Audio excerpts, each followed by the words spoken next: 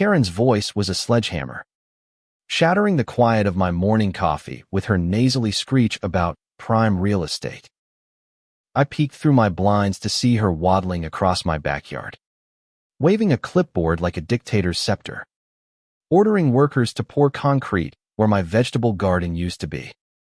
For 2 years, I'd lived peacefully on this modest acre in Willow Creek, a sleepy suburb where neighbors waved and nobody locked their doors.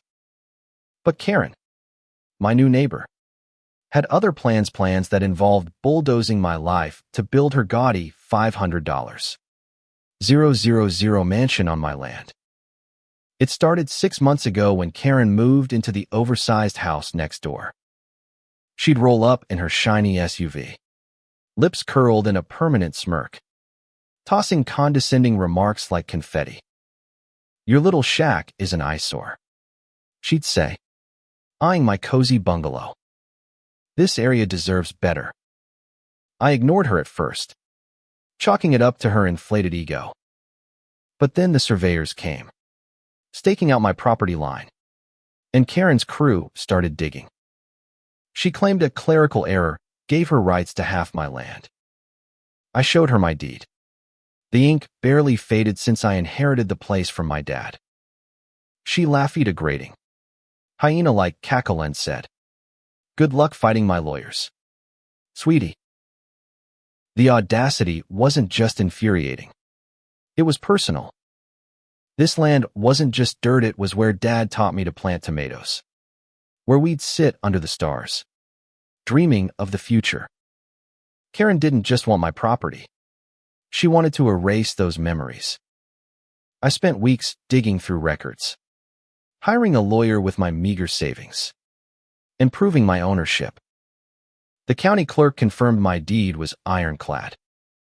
Karen's error was a Liesh'd bribed a shady surveyor to fudge the lines.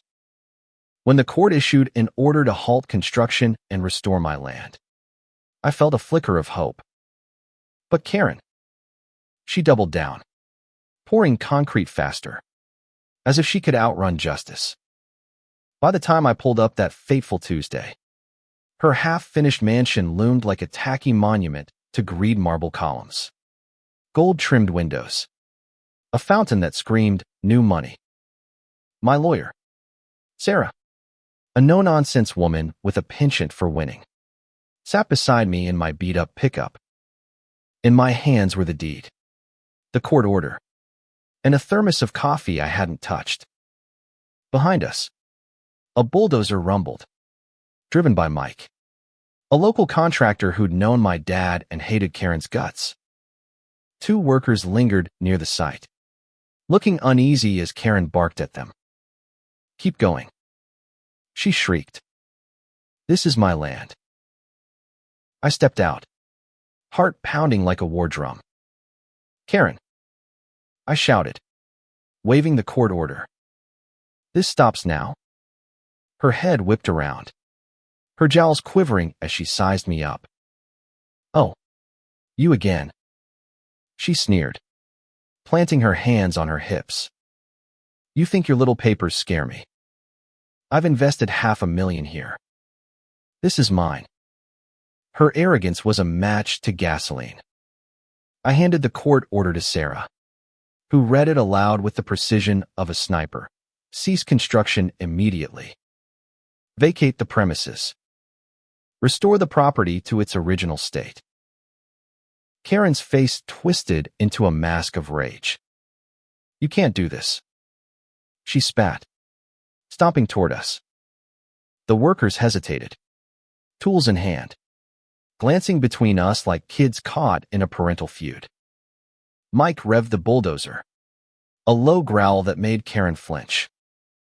"That's my house," she screamed, pointing at the monstrous structure. "I'll sue you all." Sarah didn't blink. "You're the one facing charges, Karen.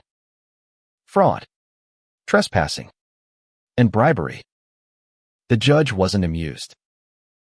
The air crackled with tension.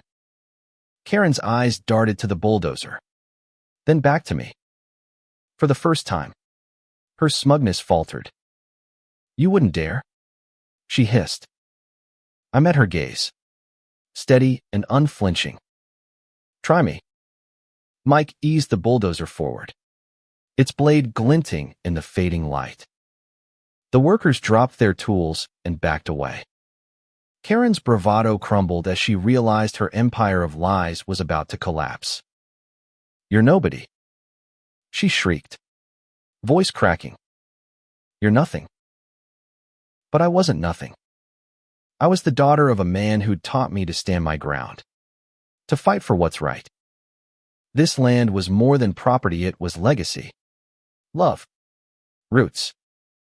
Karen had underestimated me, just as she'd underestimated the power of truth. I nodded to Mike.